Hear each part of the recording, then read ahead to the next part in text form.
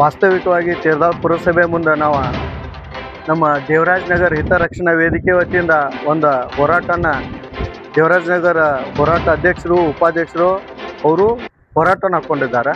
ಅದ್ರ ಬೆಂಬಲಿತವಾಗಿ ನಾವು ತೇರದಾಳ್ ನಗರ ಮತ್ತು ಹಿರಿಯರ ಮುಖಂಡರು ಎಲ್ಲ ಕೂರ್ಕೊಂಡು ಇವತ್ತು ನಿಂತ್ಕೊಂಡಿದ್ದೀವಿ. ಉದ್ದೇಶ ಹೋರಾಟದ ಏನಂದರೆ, ಈಗ ದೇವರಾಜ್ ನಗರ ಹಿತರಕ್ಷಣಾ ವೇದಿಕೆಯಿಂದ ಅಲ್ಲಿ ದೇವರಾಜ್ ನಗರದಲ್ಲಿ ಎಷ್ಟೋ ಸಾವಿರ ಸಂಖ್ಯೆ ಮನೆಗಳದಾವು, ವಾಸಸ್ಸು ಅದಾವು. ಅಲ್ಲಿ ಈ ಉತ್ತಾರನ ಕಂಪ್ಯೂಟರ್ ಉತ್ತಾರನ ಇನ್ನೂವರೆಗೂ ಯಾರೂ ಕೊಡ್ತಾ ಇಲ್ಲ ಸರ್ಕಾರ. ಯಾಕಂದರೆ ಅಲ್ಲಿ 7ರಿಂದ 8 ವಾರ್ಡ್ಗಳ ಚುನಾಯಿತ ಪ್ರತಿನಿಧಿ ಆರಿಸಿ ಬರ್ತಾರೆ, ಮೂಲ ಸೌಕರ್ಯ ಕೊಡ್ತಾರೆ, ಚರಂಡಿಗಳನ್ನ ಹಾಕ್ತೀವಿ. ದೇವರಾಜ್ ನಗರದಲ್ಲಿ ಗೋರ್ಮೆಂಟ್ ಸ್ಕೂಲ್ ಅದ, ಗೋರ್ಮೆಂಟ್ ಹೈಸ್ಕೂಲ್ ಅದ, ಗೋರ್ಮೆಂಟು ಹಾಸ್ಪಿಟಲ್ ಅದಾವ, ಪಶು ವೈದ್ಯಾಧಿಕಾರಿ ಹಾಸ್ಪಿಟಲ್ ಅದಾವ.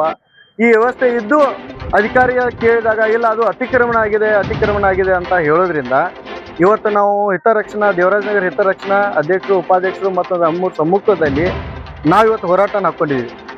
ಆವಾಗ ತಹಶೀಲ್ದಾರ್ ಸಾಹೇಬರು, ಶಾಸಕರು, ಮೂಲ ಇರುವಂಥ ಎಲ್ಲ ಹಿರಿಯರೆಲ್ಲ ಕೂಡಿ ಕೇಳಿದಾಗ ವಾಸ್ತವಿಕವಾಗಿ ಅಧಿಕಾರಿಗಳಿಗೆ ನಾವು ಗಮನಕ್ಕೆ ತಂದಿದ್ದೀವಿ. 1976ರಿಂದ 78ರೊಳಗೆ ಬಿ ದೇವರಾಜ್ ಅರಸು ಸಾಹೇಬರು 50 ಎಕರೆ ಹರಿಜನ ಗಿರಿಜನ ಅಂತ ಒಂದು ಜಾಗನ ಅವರು ಕೊಡ್ತಾರೆ. 50 ಎಕರನ್ನು ದಾನ ರೂಪವಾಗಿ ಸರ್ಕಾರದಿಂದ ಕೊಟ್ಟಿದ್ದಾರೆ.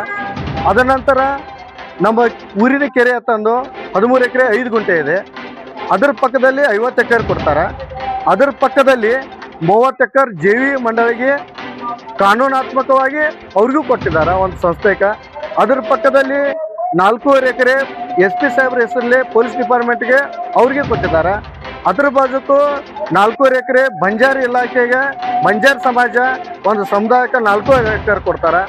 ಅದರ ನಂತರ ಮಲ್ಲಪ್ಪ ಯಾದವಾಡ ಅವ್ರ ತಂದು ಅವ್ರಿಗೂ ಅವ್ರ ಮೂಲ ಆಸ್ತಿದಾರ ಅದಾರ. ಹೀಗಾಗಿ ಅಲ್ಲಿ ಇನ್ನೂ ದೇವದಾಸಿ ಕಾಲನಿ ಗೋರ್ಮೆಂಟಲ್ಲಿ ಕಲುತಿ ಅವರು ಇದ್ದಾಗ ಅದು ಕಾಲನಿ ಅಂತ ಮಂಜೂರಾಗಿದ್ದಿದೆ. ಅದರ ಪಕ್ಕದಾಗ ಸಿದ್ದು ಸೌದಿ ಅವ್ರ ಸಾಹೇಬರು ಅಲ್ಲಿ ನಿರಾಶ್ರಿತರದ್ದು ಮನೆ ತಂದು ಕಟ್ಟಿ ಅಲ್ಲಿ ಒಂದು ಕಾಲನಿ ಮಾಡಿ 206 ಮನೆ ಸಂಖ್ಯೆಗಳು ಇರುವಂಥ ಒಂದು ಹುಳ ಅಲ್ಲಿಯೂ ಗೋರ್ಮೆಂಟ್ ಆಶ್ರಯ ಕಾಲನಿ ಇದೆ. ಇದು ಎಲ್ಲ ಇದ್ದು ಸಹ ಈ ಉತ್ತಾರ ಕೊಡ್ತಾ ಇಲ್ಲ, ಕಂಪ್ಯೂಟರ್ ಉತ್ತಾರ ಕೊಡ್ತಿಲ್ಲ. ಇವತ್ತು ಕೊಡಬೇಕಂತ ನಾವು ಬೇಡಿಕೆ ಮಾಡಿದ್ದೀವಿ. ಯಾಕೆ ಕೊಡ್ತಾ ಇಲ್ಲ? ಇಷ್ಟು ಕಾನೂನಾತ್ಮಕ ಕಂದಾಯ ಇಲಾಖೆ ಎಲ್ಲ ಇಲಾಖೆ ಇರೋ ಉತ್ತಾರಗಳನ್ನು ಇದ್ದು ಸಹ ನೀವು ಯಾವುದೇ ಮಾಹಿತಿ ಇರಲಾರ್ದೆ ಅತಿಕ್ರಮಣ ಆಗಿದೆ ಹೆಂಗೆ ಅಂತೀರಿ? ಇದ್ರ ಬಗ್ಗೆ ನಮಗೂ ಮುಖ್ಯಮಂತ್ರಿ, ಉಪಮುಖ್ಯಮಂತ್ರಿ, ಜಿಲ್ಲಾಧಿಕಾರಿ ಅವರು, AC ಅವರು ಇವರು ಎಲ್ಲರಿಗೂ ಗಮನಕ್ಕೆ ಕೊಡಬೇಕಂತ ನಾವು ಇಲ್ಲಿ ಕೊಟ್ಟಿದ್ದೀವಿ. ತದನಂತರ ಇವತ್ತು ನಮಗೆ ನಾವು ಕೂತು ನಿನ್ನೆ ಹಿಡ್ದ ರಾತ್ರಿ ಮತ್ತು ಹಗಲೇ ಕೂತ್ಕೊಂಡೆ ಅಂತ ಶಾಸಕರು ಮತ್ತು ತಹಶೀಲ್ದಾರ್ ಸಾಹೇಬರು ಇವತ್ತು ಮನವಿ ಮಾಡ್ಕೊಂಡಾರ. ಇವತ್ತೇನು ಮಾಡ್ಕೊಂಡಾರ, 8ನೇ ತಾರೀಕು ಅವರು SIR ಅಂತ ಒಂದು ಕಾರ್ಯಕ್ರಮ ಇದೆ, ಅದು ಮುಗಿದ ನಂತರ ನಾವು ಇದನ್ನು ಮುಂದೆ ಫಾಲೋಅಪ್ ಮಾಡಿ ಇದರ ಶೀಘ್ರದಲ್ಲೇ ಇದು ಉತ್ತಾರಗಳನ್ನು ಕೊಡೋ ವ್ಯವಸ್ಥೆಗೆ ನಾವು ಚಕ್ಬಂದಿ ಸರ್ವೆ ಮಾಡಿಕೊಂಡು ಇದನ್ನು ಮಾಡಿಕೊಡ್ತೀವಿ. ಗಮನಕ್ಕೆ ತಂದಿದ್ದಕ್ಕೆ ನಮಗೂ ಸ್ವಲ್ಪ ಮಾಹಿತಿ ಬಂದಿದೆ, ನಾವು ಮಾಡಿಕೊಡ್ತೇವೆ ಅನ್ನೋ ವಿಶ್ವಾಸ ಮಾಡಿ ಹೇಳಿ ಅವರು ತಹಶೀಲ್ದಾರ್ ಸಾಹೇಬ್ ಹೋಗಿದ್ದಾರೆ ಮನವಿ ತಗೊಂಡು. ನಾವು ಅವರಿಗೆ 17 ತಾರೀಕುವರೆಗೂ ಗಡುವು ಕೊಟ್ಟಿದ್ದೀವಿ. 17 ತಾರೀಕುವರೆಗೂ ನಿಮ್ಮಲ್ಲಿ ಇರುವಂಥ ಎಲ್ಲ ಮೇಲಾಧಿಕಾರಿಗಳ ಗಮನಕ್ಕೆ ತಂದು ಇದು ಕಾರ್ಯರೂಪಕ್ಕೆ ಬರಬೇಕು. ಕಾರ್ಯರೂಪಕ್ಕೆ ಬರಲಿಲ್ಲ ಮತ್ತೆ ಅಹೋರಾತ್ರಿ ಧರಣಿಯನ್ನು ಇನ್ನು ಎಲ್ಲ ಊರ ಹೊತ್ತಿಂದ, ಎಲ್ಲ ಸ್ಥಳೀಯರ ಹೊತ್ತಿಂದ, ಚುನಾಯಿತರ ಹೊತ್ತಿಂದ, ಹಿರಿಯರ ಹೊತ್ತಿಂದ, ಎಲ್ಲ ಸಮುದಾಯಗಳ ಹೊತ್ತಿಂದ ನಾವು ದೊಡ್ಡ ಹೋರಾಟ ಮಾಡ್ತೀವಿ ಅಂತಂದ ಈ ನಮ್ಮ ಅಧ್ಯಕ್ಷರು ಉಪಾಧ್ಯಕ್ಷರು ದೇವರಾಜ ಹಿತರಕ್ಷಣಾ ವೇದಿಕೆಯವರು ಅವರು ಮನವಿ ಸಲ್ಲಿಸಿದ್ದಾರೆ. ಅದಕ್ಕೆ ಇವತ್ತು ನಾವು ಹೋರಾಟನ ಇತ್ಯರ್ಥಗೊಳಿಸಿ 17 ತಾರೀಕುವರೆಗೂ ಕಾಯ್ದಿಟ್ಟಿರ್ತೀವಿ ಅಂತ ನಮ್ಮಲ್ಲಿ ಹೇಳ್ಕೊಳ್ತೀವಿ. 7/7/2026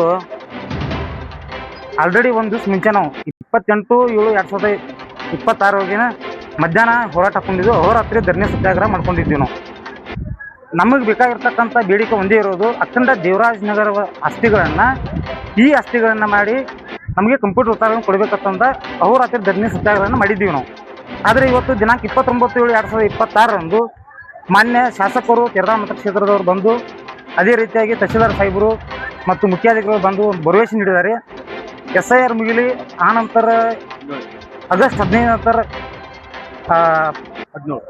ಇಲ್ಲ ಸ್ವತಂತ್ರ ದಿನಾಚರಣೆ ಆದ ನಂತರ ನಾವು ಇದರ ಬದಲು ಗಮನ ಹರಿಸಿ ನಿಮಗೆ 17 ತಾರೀಕು ಒಂದು ಟೈಮ್ ಕೊಡ್ತೀವಿ. 17 ತಾರೀಕು ನಿಮ್ಮನ್ನೆಲ್ಲ ಕೂಡಿಸಿ ಮತ್ತೊಂದು ಸಲ ಮೀಟಿಂಗ್ ಕರೆದು ನಿಮ್ಮ ಜೊತೆ ಮಾತಾಡಿ ತೀರ್ಮಾನ ತಗೋದಂತ ಹೇಳಿದ್ರು. ಅಲ್ಲಿವರೆಗೂ ನಮ್ಮ ಹೋರಾಟ ಕೈ ಬಿಟ್ಟು 17 ತಾರೀಕು ನಂತರ ಅವ್ರು ಯಾವ ರೀತಿ ತೀರ್ಮಾನ ತಗೋತಾರೆ ಅನ್ನೋದ್ರ ಮೇಲೆ ನಮ್ಮ ಸಂಘಟನೆ ದೇವರಾಜನಗರ ಹಿತರಕ್ಷಣಾ ಸಮಿತಿ ತೀರ್ಮಾನ ಕೈಗೊಳ್ಳುತ್ತಂತ ನಾ ಹೇಳ್ತೀನಿ.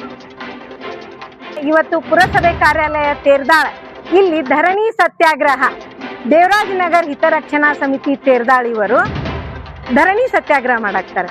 ಇವರಿಗೆ ದೇವರಾಜನಗರ ಅಂತಕ್ಕಂಥ ಒಂದು ನಗರನ್ನ ಕಂಪ್ಯೂಟರ್ ಉತ್ತಾರ ಮಾಡಿ ಕೊಡಾಕತ್ತಿಲ್ಲ. ಏನ್ ಕಾರಣ ಅಂತ ಪ್ರತಿ ಸತಿ ತುಂಬಾ ಸತಿ ಕೇಳಿರಿ ನೀವು. ಕೇಳಿದ್ರು ನಿಮಗೇನ್ ಕಾರಣ ಕೊಟ್ಟಾರ್ರಿ ಅವ್ರು? ಅದು ಆಗಂಗಿಲ್ಲ, ಅತಿಕ್ರಮಣವಾಗಿದೆ ಓಹೋ ಅಂತ ಒಂದು ಉದಾಪೆ ಅತಿಕ್ರಮಣ ಆಗಿದೆ ಹಾಗೆ ಹೀಗೆ ಅಂತ ಉದಾಪೆ ಕಾರಣನ ಕೊಡಾಕತ್ತಾರತ್ತ ಮಾನ್ಯ ತಹಸೀಲ್ದಾರ್ ಸಾಹೇಬ್ರು. ಅದಕ್ಕೆ ನಮಗೆ ಇದು ಕಂಪ್ಯೂಟರ್ ಉತ್ತಾರ ಮಾಡಿ ಕೊಡ್ರಿ ಅಂತ ಹೇಳಿ ಇವರೆಲ್ಲರೂ ಸೇರಿ ಏನ್ ಮಾಡಾಕ್ತಾರೆ, ಇದನ್ನ ದೇವರಾಜ್ ಅರಸ್ ಅವರು ದಾನ ರೂಪವಾಗಿ ಹರಿಜನ ಮತ್ತು ಗಿರಿಜನರಿಗೆ ಅಂತೇಳಿ ದಾನ ರೂಪವಾಗಿ ಬಂದ ಕೊಟ್ಟಂತ ಜಾಗನ ಉದಾಪೆ ಯಾವ ತರ ಆಗತ್ತ, ಯಾವ ಕಾರಣಕ್ಕಾಗತ್ತ ಅಂತ ಇಲ್ಲಿರುವ ಎಲ್ಲರ ಸಮಸ್ಯೆ ಆದುದರಿಂದ ಇವರು ಮಾನ್ಯ ತಹಸೀಲ್ದಾರ್ ಸಾಹೇಬ್ರಿಗೆ ಏನ್ ಮಾಡ್ಯಾರ, 17ನೇ ತಾರೀಕಿನವರೆಗೂ ಏನ್ ಗಡುವು ಕೊಟ್ಟಾರ. ಅದ್ರ ಮುಂದೆ ಇವರಿಗೆ 17ನೇ ತಾರೀಕು ನಂತರ ಇವರಿಗೆ ಕಂಪ್ಯೂಟರ್ ಉತ್ತಾರ ಮಾಡಿ ಕೊಡದೇ ಇದ್ರ ನಾವು ಉಗ್ರ ಹೋರಾಟನ ಮಾಡ್ಕೋತೀವಿ. ಅದ್ರ ಜೊತೆಗೆ ನಾವು ಧರಣಿ ಸತ್ಯಾಗ್ರಹನ ಮತ್ತೆ ನಾವು ಸ್ಟಾರ್ಟ್ ಮಾಡಿಸ್ತೀವಿ ಅಂತ ಇವರೆಲ್ಲರ ಅಳಿಲು.